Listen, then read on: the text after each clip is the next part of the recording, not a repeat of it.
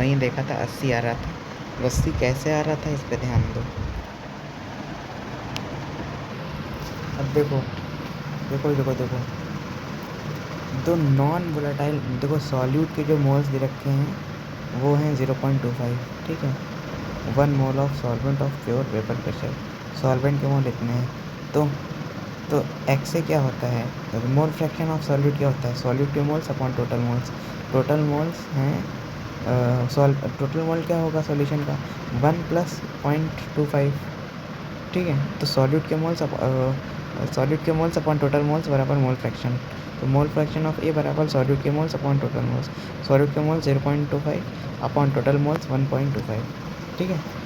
कितना हो जाएगा तुम्हारा एक्स ए 1 एक्स है, यानी कि अब यहाँ पे मोल फ्रैक्शन ऑफ सॉल्वेंट में तुम्हें बात चलानी है, सॉल्वेंट में नहीं बात चलानी है, सॉल्वेंट में तुम्हें बात चलानी है, ठीक है। अब तो the vapour pressure of the solution was X% of, solution was X% of the pure solvent, ठीक है। जो प्योर सॉल्वेंट था उसका इतना था। अब देखो प्योर सॉल्वेंट के मोल निकालो, तो सॉल्वेंट के मोल बराबर मोल फ्रैक्शन ऑफ सॉल्वेंट, ऐसे निकालो ना, वो मोल फ्रैक्शन ऑफ सॉल्वेंट निकालो।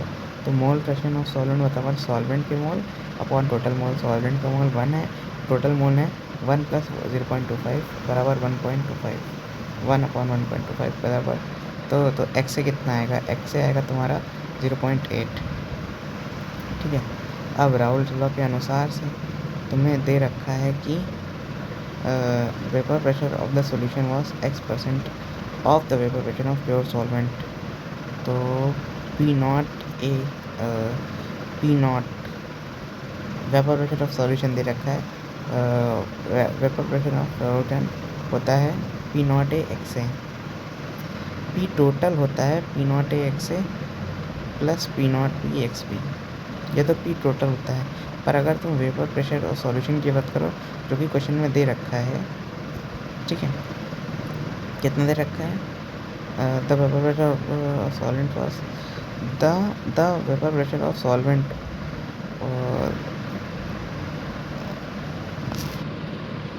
1 mole of the solvent, the vapour pressure of solution was, solution का वेपर प्रेशर वॉज X/द vapour pressure of pure solvent, X times, यानी कि वेपर प्रेशर ऑफ सॉल्यूशन बताओ बराबर P0A XA। XA की value तुम्हें पता है कितनी है, XA की वैल्यू तुम्हें 0.8 है। तो 0.8 आपको परसेंटेज में कन्वर्ट करना है, क्वेश्चन में तुम्हें दिख जाना चाहिए 80% आएगा, सिंपल।